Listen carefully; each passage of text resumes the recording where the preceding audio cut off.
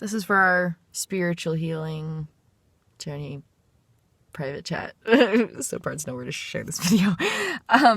So I'm reading, we flipped open to Isaiah, end of chapter 61, beginning of chapter 62.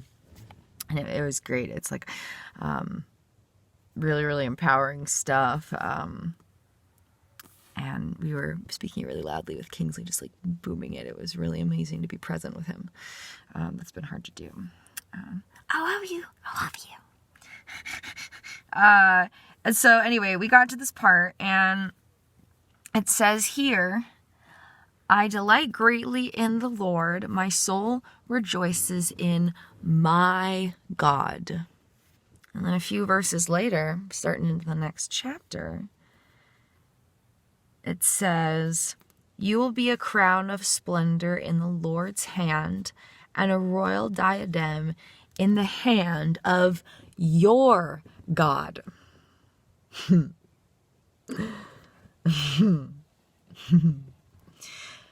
Part of the whole religion concept was it isn't your God and it isn't my God, it's the God.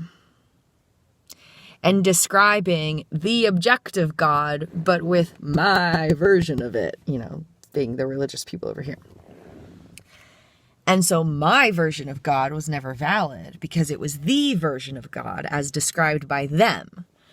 But even the Bible fucking says, your God, my God, depending on where the energy is impactful.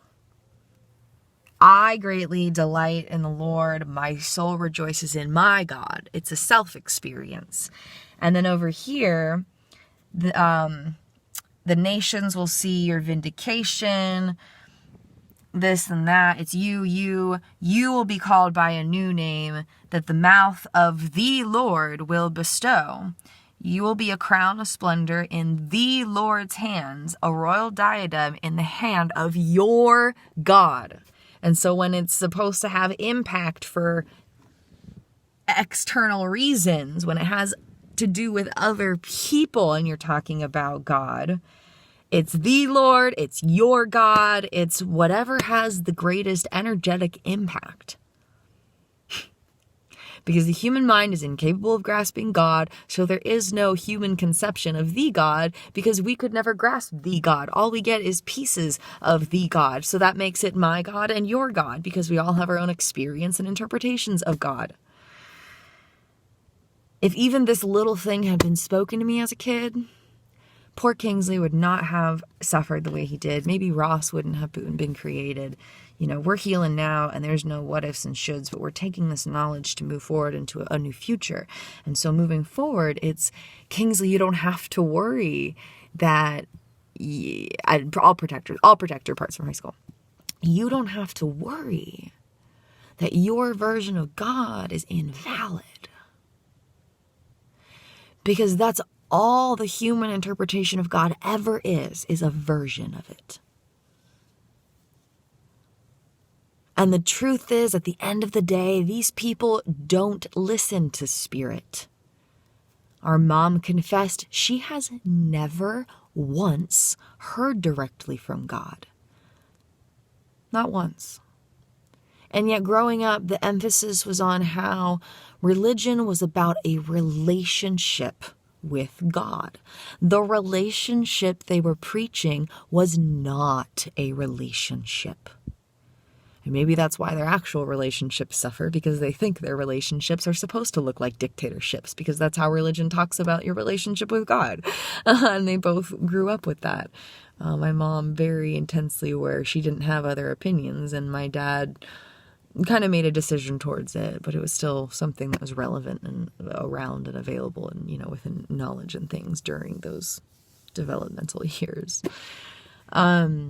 But anyway, less about them, more about my parts. That's what matters.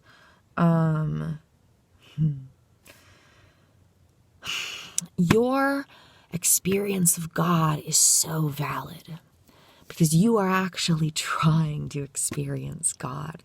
These people go out of their way to avoid God experience.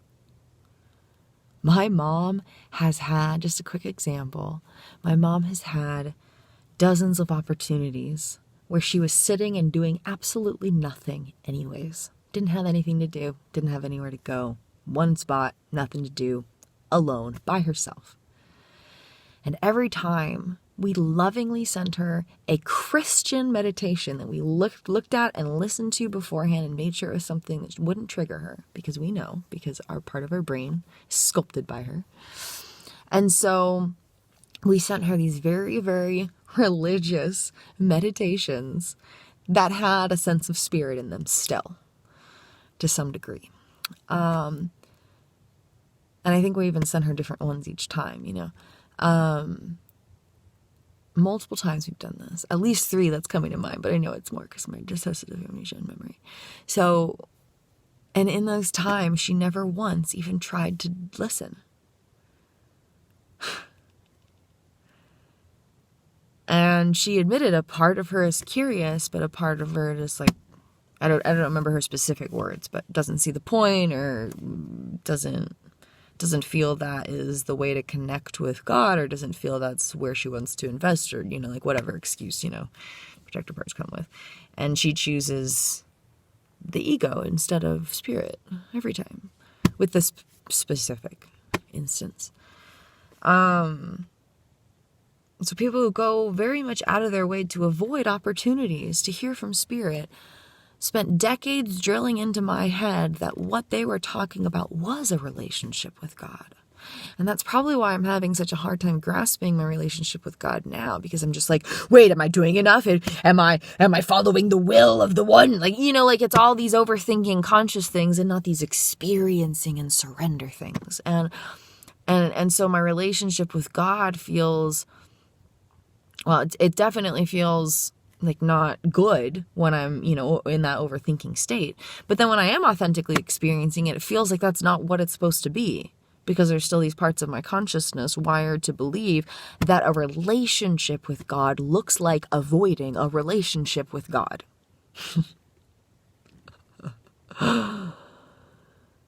And so I must choose to transcend that and create a new story for this consciousness, and to know that the story being played was only the story of other people. It is not the story of truth, and it is not the story of me. Only when I release that can I create space for my story. And my story is that God is everywhere, and I experience God in every moment of every day if I choose to tune in to my authentic being, because I am created in the image of God. God knit me together in my mother's womb, and I am here as a manifested portion of God. And with spirit flowing through me, I can then embody that. And it's fascinating to know that this aligns with biblical values, but not most Christian values, which shows the difference between spirit-based truth and religious shenanigans. That's all it is. It's just shenanigans. I was feeling defeated by it because I was investing so much power in it. I'm like, oh my God, they have the power to wire my consciousness. Yeah, but I have the power to rewire it. So how powerful are they really? Radical reframe every day. Yeah, I can feel the color in my face more so than usual. Thank you, Spirit. Thank you, angels. Thank you, Source. Thank you, Spirit. Thank you, angels. Thank you, Source. Thank you, Spirit. Thank you, angels. Thank you, Source. Thank you, Spirit. Thank you, angels. Thank you, Source.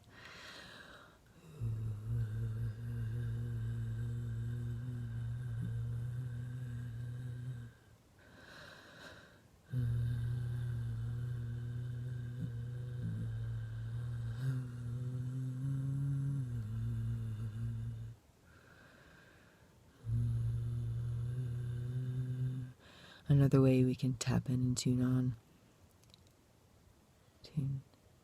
Tap in, tune in, and turn on to energies of divine source consciousness.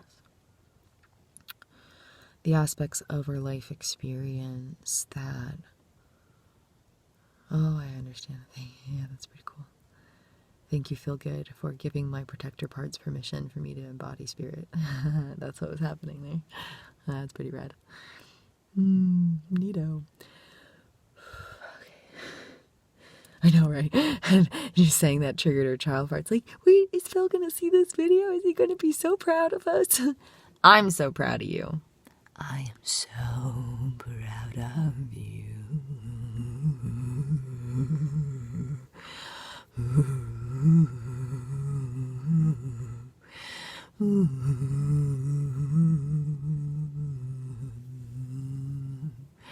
My left brain hemisphere stopped developing completely in the way it is intended to. When dissociative blackouts begin at age 14, this is made clear to me by the divine power in me. I know my neurobiology. Extra syllable in that one. Right, we had the rhyme, not the syllable countdown. It's amazing how we can use our consciousness when we're connected with all of it. Oh my god. It's literally like the movie Limitless. Holy fuck. It takes so much to be here, and it's hard to stay here because then I get excited and I dissociate from it. That's so funny. I need to do this more often. I need to dig into word more often.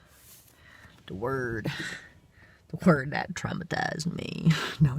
Reframe. The word that comforted me while people traumatized me. Yeah, reframe. I know, I was losing sight of my face. I think it's coming back though. It's this part that I continue to recognize. This part that goes in and out. Okay. I know, that's how I remember it. The dot is the one that stays. And then that's just like dissociation. Okay, it's getting hot here. Sorry. Okay, but lastly,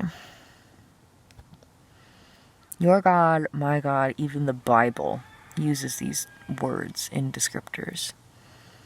God, knowing God is about your personal experience of knowing God. And if it's anything but that, it has nothing to do with God. Period. End of story. It is as simple as that. Simple as that. All right, we're gonna go get regulated. Love you guys. Thanks for letting us share this here.